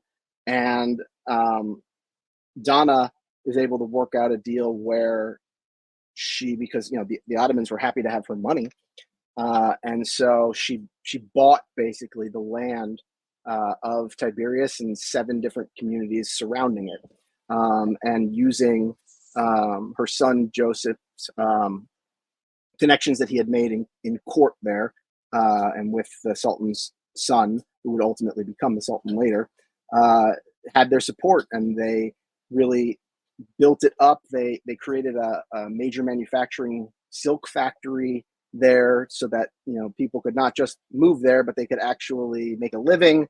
And a lot of Jews did come and move to Tiberias. Was always a Jewish hotspot, but it had also now been through centuries of warfare, and and Jews were living as second-class citizens. It was certainly not a rich life. It was survival. And basically, Donna wanted her brethren, who were the Jews that were expelled from Spain, to have a refuge, essentially, a place to go where they could live their lives and be who they are, be Jews. And where better to do that than the one place on earth where Jews can call home, in Eretz Israel, and the one place that they were able to convince the Sultan to allow them to purchase was Tiberias and the 7 communities around it. And they did build it up quite a bit, but when Selim died in 1574, Joseph lost all of his political influence, and that kind of became the end of that. Now, the Jews didn't have to leave or anything like that, but basically there weren't any Ottoman rulers after him that were willing to ratify or accept this deal that had been made with Donna and with Joseph about Tiberias. And what I had mentioned to you when we were talking about it was that actually during Theodore Herzl's first meeting with the Sultan, when he was trying to convince him to allow Jews to move back into Eretz Israel, he brought this up, and he's like, well, hey, it doesn't have to be the whole land. We technically have already purchased Tiberias in this area, and this was supposed to, it was actually in the purchase documents that it would be a place for Jewish immigration, a haven for Jews specifically. I mean, it's incredible to see a document that's that old that says that. It's like a law of return today, except it's in a document from the 1500s. Yeah, And that's what in I was Israel saying as about well. the modern documents, that this, it doesn't matter which empire was in charge. It was going to happen. Yeah, it was it was called a firman. That's what it was called. It was specifically, that was the name of the type of contract, essentially, that gave the Jews the right to live there and to have purchased the land there. But basically, the Sultan, he acknowledged that what Herzl brought to him was real and that was historical. He just didn't feel bound by what his predecessors had done. It's that never went anywhere. So it's basically just a footnote in history now, although a very interesting one. And it also helps to be another interesting footnote in terms of why Tiberias was able to become a little bit more of a modern city even before the advent of modern political Zionism. So that was the next time. Then you start to actually hear more Zionist-like calls, but it comes from Christians. The rise of Christian Zionism starts in the 1600s, 1621 in particular. There was a writing by Sir Henry Finch, who was a legal advisor to the King James I of England. And he was basically like the evangelicals of the day, and believing that the Jews needed to return to Israel in order to bring about the second coming of Christ. And this was at a time when Jews had not been living in England for over 300 years, because it wasn't until Oliver Cromwell, about 20 years after this writing, finally reversed the Edict of Expulsion that Edward I had issued in 1290, that Jews were allowed to live in England again. But anyway, so we start getting a lot of Christian Zionists putting out these writings about we need the Jews to go back to Israel so that we can have the second coming. That really begins in the early 1600s. There are a lot of periods of small groups of Aliyah in the 1600s. The Shaleh HaKadosh, it was one of the most famous ones, who was the chief rabbi in Prague. And he became the chief rabbi of Ashkenazi Jews in Israel. 1621 is when he moved there. He wound up living in Tzfat and Tiberias, because that's where Jews were mostly living at that particular point in time. But it really, in terms of mass Aliyah, again, that didn't happen until 1700. In 1700, you had about 1,500 Jews from across Germany and Poland that were under the calling of Rabbi Judah Hasid. This was really the start of the Hasidic movement, and they made their return to Israel. And there were a lot of Hasidic movements of Jews to Israel in the years that followed, and they built synagogues and they built towns on the outskirts of Jerusalem that had, outside the walls of the old city, and a lot of that was starting to happen already in the 1700s. Because really, at this particular time, while there was still a relatively significant Jewish population in Israel, they were second-class citizens. They couldn't hold a lot of jobs. The land, especially as time went on and the Ottoman Empire became less strong, they neglected it. And things were falling apart, and we started getting malarial swamps, and the land was turning into arid desert, and they basically could only live there on the charity that would come to Jews from the diaspora. I mean, we know that that's something that happens still to this day, right? It's Jews who are either going to make Aliyah or who feel guilty for not making Aliyah, and so write a check to Israel. I mean, that's obviously an oversimplification, but I'm saying that this is really where that all sort of idea kind of started. There were Jews who still had that love and appreciation for, and they could still feel it in their hearts for the land of Israel, and they wanted to support the Jews that were living there. And so the only way they were living there was on charity, because they could not make a living in that area. And it was really through these Hasidic groups that they started building up more communities and agricultural communities in the 1700s.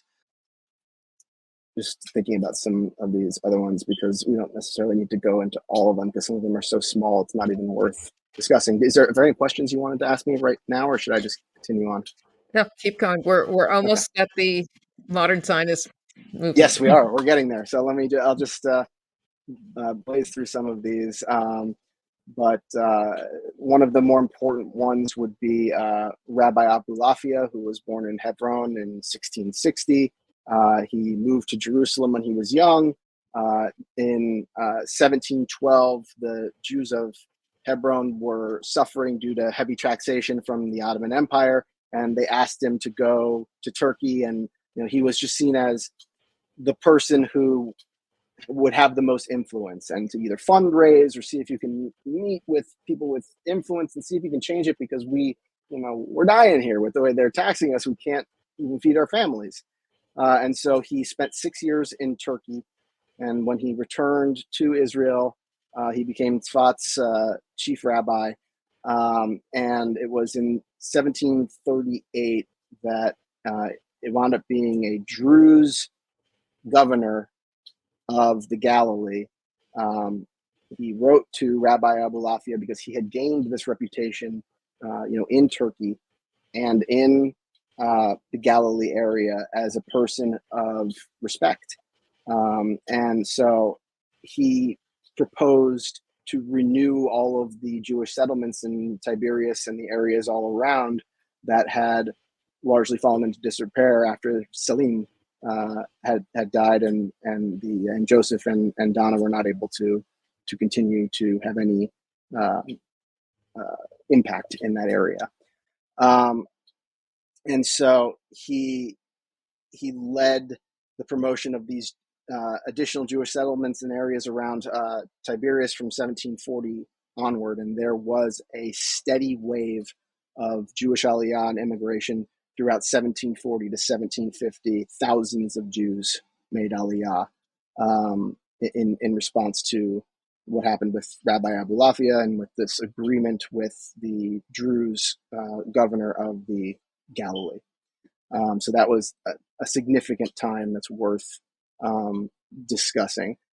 And again, there was additional Hasidic Jewish movement, disciples of Baal Shem Tov, in 1764, 1777.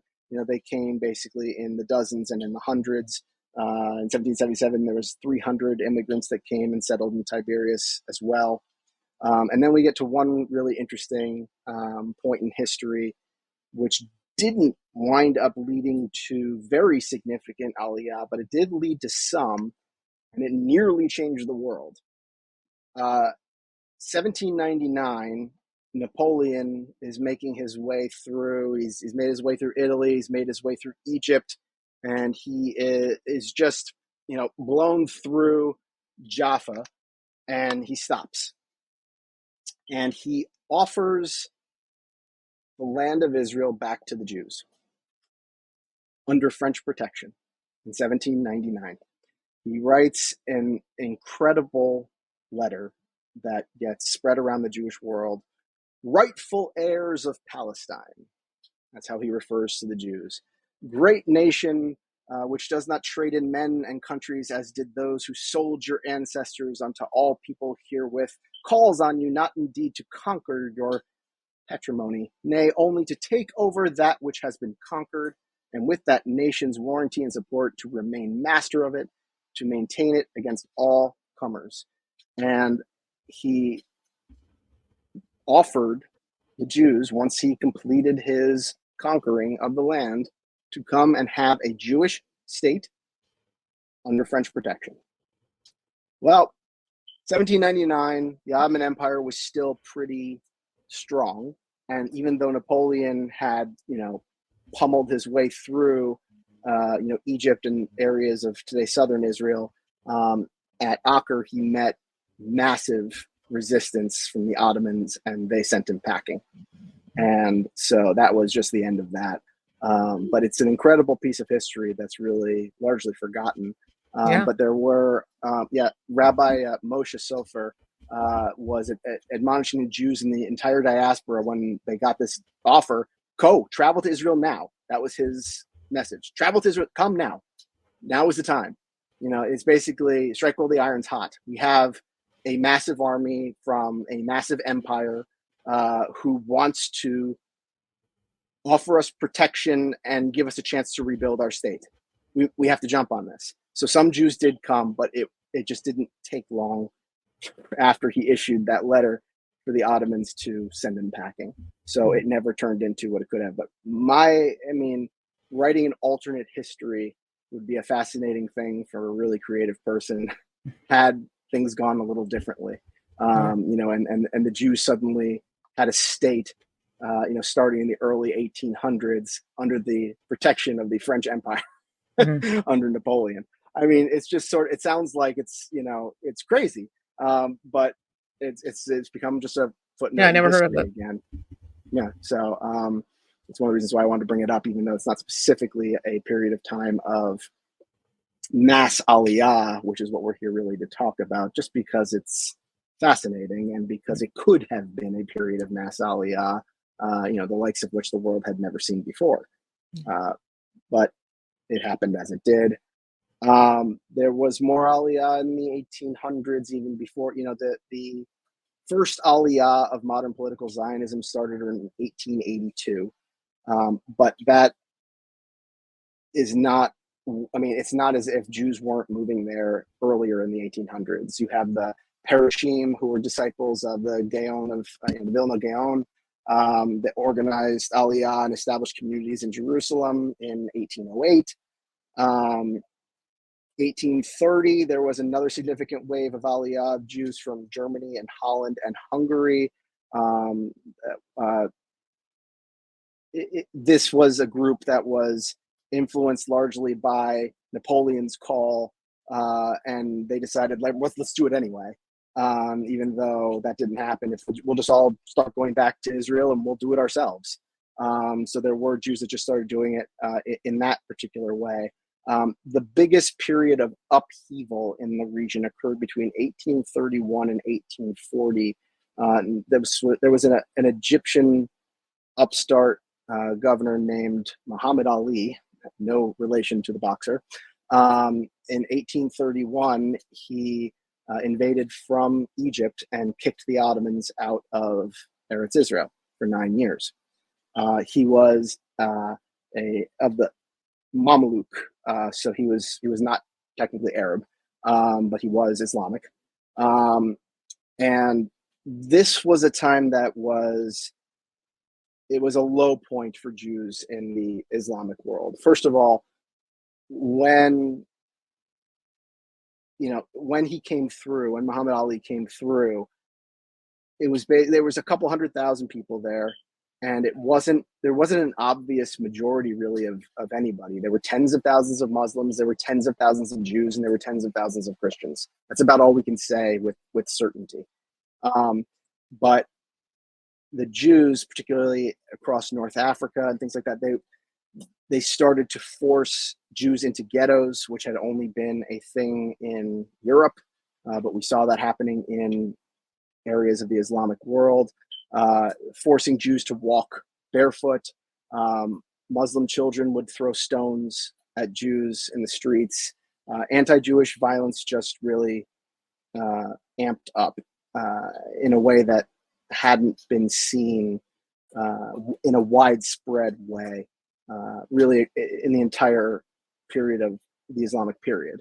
And it was all during this chaos of this war from 1831 to 1840. There were massacres of Jews. 1834, there was, long before the 1929 massacre in Hebron, there was the 1834 massacre of Jews in Hebron, where a lot of Jews were viciously murdered. And also 1836, the same thing happened.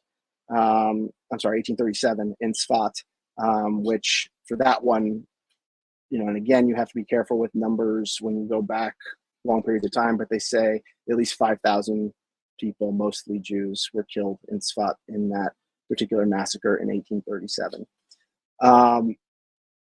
And then all of a sudden, 1839 rolls around. We're a year away from Muhammad Ali, he didn't know at the time, being kicked back out by the Ottomans. But he starts to sort of soften his stance because he's now gotten comfortable. He's been there for a while. And he says, all right, Moses Montefiore was his name, a prominent Jew at the time. He met with Muhammad Ali, and he agreed that the Jews could purchase land on which they could create Jewish agricultural settlements. And so this was going to bring, again, more aliyah, except something happened very shortly after. Two big things happened in 1840. Number one, the Ottomans came through and kicked out Muhammad Ali. And actually, what's interesting about this is there was a major demographics change at that point, because I had mentioned to you that when Muhammad Ali came through in 1831, we just really knew it was tens of thousands of Jews, tens of thousands of Muslims, tens of thousands of Christians. A lot of the Egyptians who followed Muhammad Ali, that were part of his army, they decided to just settle the land in Israel. And even though it was not under Mamluk Egyptian rule any longer, they just decided to stay. And it's tens of thousands it was a major demographic shift where there were a lot more Muslims uh, in Eretz Israel starting in the 1830s, really then up through 1840 when that war ended. But the other big thing to happen in 1840 was the Damascus blood libel. The blood libels had mostly been things that happened in Europe. It was this absurd, obscene idea that started in Norwich, England in 1144, that anytime a Christian child was either found dead or just went missing, that especially if it was anytime around Easter Passover, that the Jews must have kidnapped the child to drain the child of his or her blood to then mix in with their matzah that they would eat on Passover. And it was really this idea of um, the Jews somehow gaining power from eating the blood of Christians, and it was the whole idea of deicide, and how could the Jews have had any involvement in the death of Jesus? Therefore, they must have some sort of witchcraft-like powers, and the only way for them to keep these powers would be to drink the blood of Christian children. This was all something that happened.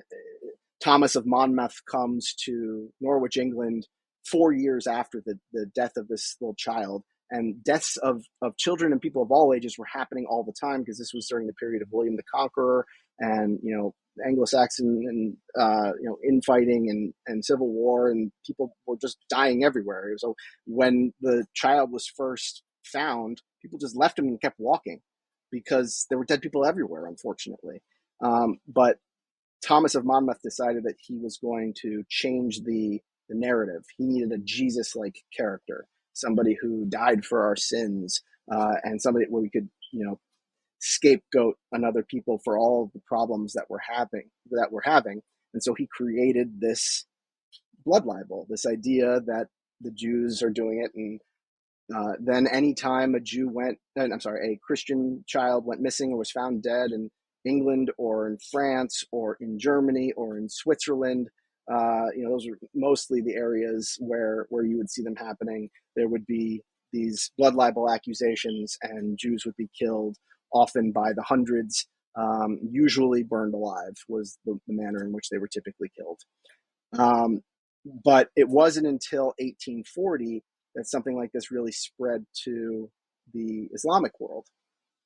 And that was the Damascus blood libel. And it still involved a Christian, and it's a sort of long story. But really, what two things happened with this. It put Islam and Judaism butting heads in a way that they hadn't been before, because the Jews who had lived as dhimmis under Islamic rule had sort of accepted their second-class citizenship and felt like if they just kept their heads down, they could pretty much live an okay life. It wasn't a great life. They couldn't really be successful, but they wouldn't starve. And to them, that was good enough. But in the 1840s, you have newspapers and things. This reaches the whole Jewish world, this Damascus blood libel. And suddenly, for the first time, really in history, the Jews from the diaspora start putting pressure on some other area because Jews are being persecuted. Because they, particularly the Jews, and there still weren't very many of them, but Jews living in America and those in Western Europe, they knew the blood libel was. They knew it was nonsense. They either had family members or they knew of people who had been killed in blood libels. They knew that it was absurd and obscene, and there was a pressure campaign against Damascus, who was holding something like 24 Jews, because again, it's never a Jew did it; it's the Jews did it. So it's always you kill entire communities because they all share responsibility for this alleged action that never once happened. Just throwing this out there. Kashrut law actually prohibits Jews from consuming blood of any kind. which is why if you've ever had a kosher steak, it's going to be extremely dry. Just for example. So the idea of, while the idea is always absurd of drinking, human blood, it's even more absurd for that reason. But you'll actually find that in the stories about vampires. That's where all this came from. The story Bram Stoker's Dracula, that was described as having a hooked nose, a lot of attention paid to his nose, and talking about him being evil and conniving, and all the ways that they described Jews. The vampires were an allegory for Jews. And it all started with this, these blood libel accusations and this idea that Jews take the blood from Christians in order to gain some sort of power. Did this spur an aliyah? What it did is it helped create a sense of national consciousness in diaspora Jewry that didn't before exist, and set the table, so to say, for modern political Zionism. Because Jews had been scattered around the world. So no, it did not directly lead to Aliyah, but it indirectly did, because Jews suddenly saw that now, because of the transmission of information, the ability to contact people around the world, that Jews can get together and make a difference when something happens to Jews. And so it emboldened Jews. You saw the rise of Zionism not long after 1843, 3 years later, is the first Zionist writings that you find, long before Herzl. People need to realize that Zionism did not start with Theodor Herzl. Herzl was the pioneer, the visionary who made it all happen. But in terms of even modern political Zionism and the idea of having a Jewish state in the land of Israel, that started with the writings of one Sephardic rabbi named Judah ben Solomon and one Ashkenazic rabbi, Zvi Hirsch Kalischer. And this was in 1843. And they established societies in Israel to encourage immigration. They had a society in London as well as a society in Jerusalem, again, because London had this history of Christian Zionism as well. So there were actually some Christians who were supportive of this idea of Jews returning to Israel. So that was one of the reasons why there was a focus on England, in order to try to get people to support them, to support the Jews who wanted to move back. So that's why you often saw, a place in Israel working with a place in London. But those were the two bases. And so the writings all started then. In fact, by 1866, already the population of Jerusalem was more than 50% Jewish again. And this is not that far And removed from no Jews being allowed to even live in Jerusalem. and then the modern Zionist movement began soon after that. The major, I would say, Zionist thinker that created modern political Zionism before Herzl would be Leon Pinsker, who wrote Auto-Emancipation. I highly recommend reading it. It's a relatively short pamphlet, but it's fascinating to read. And he is just, making the case for a Jewish state in a very impassioned way. And it's really to just escape this existential condition that the Jews are living in, where they are victims on call and they're being slaughtered. He was in Germany. This was the time, the Hep Hep riots were not long before that. We can get into those if you want. That's where Hep Hep Hooray comes from, by the way. If you're doing that, you're repeating the Hep Hep that was being repeated in, I think it was 1819, during German riots, pogroms against Jews. And in fact, it was such a common saying that even German stormtroopers used to say "Hep Hep," Nazi stormtroopers, when they were going after Jews during the Holocaust. There are a lot of little bizarre factoids that you find out when you delve into Jewish history, like beyond the pale. I never realized until more recently it actually referred to something being so bad that it was beyond the pale of settlement. So a lot of things like that. But anyway, 1882 is when Pinsker publishes Auto-Emancipation, and it's a very impassioned call, and the first aliyah of modern political Zionism starts immediately afterward in 1882. That's where I want. That's the background I wanted. So There thank you you go. very much. Is there My anything pleasure. you would like to promote or any messages you want to send out there to your audience? Sure. I'll just say that right now, this is a project that has my full attention, my full passion, and I am looking for people who are interested in joining me in what I'm doing. I am trying to reach, in particular, this younger audience that is dealing with these horrible protests on pro-Hamas protests on campus and things like that. And I saw a video yesterday of you know, Jews, Jewish kids wearing yarmulkes who had to lock themselves in a library because they were being chased by these pro-Hamas, quote unquote, protesters. I mean, it's just really outrageous what's happening right now. And my main message is it is very easy to push around a Jew who doesn't know his or her history, who has no identification with his or her identity, who doesn't know what it means that now we have an Israel and how having a modern state of Israel and an army and an intelligence apparatus and someone to protect us and to have a voice in the world, how that has changed our existential condition and how we've been taking it for granted all of these years, and looking at Jewish history and seeing what it was like in all the centuries we didn't have sovereignty and what it's like now, even though it's never perfect, it doesn't get rid of anti Semitism. It just makes us allowed to actually protect ourselves and fight back. So the idea is you can push around a meek Jew who doesn't know his or her history. It's a lot harder to push around a Jew that is proud, that knows his or her history, that knows his or her identity, that understands what the state of Israel stands for in terms of the way in which it changed the existential condition of the Jewish people.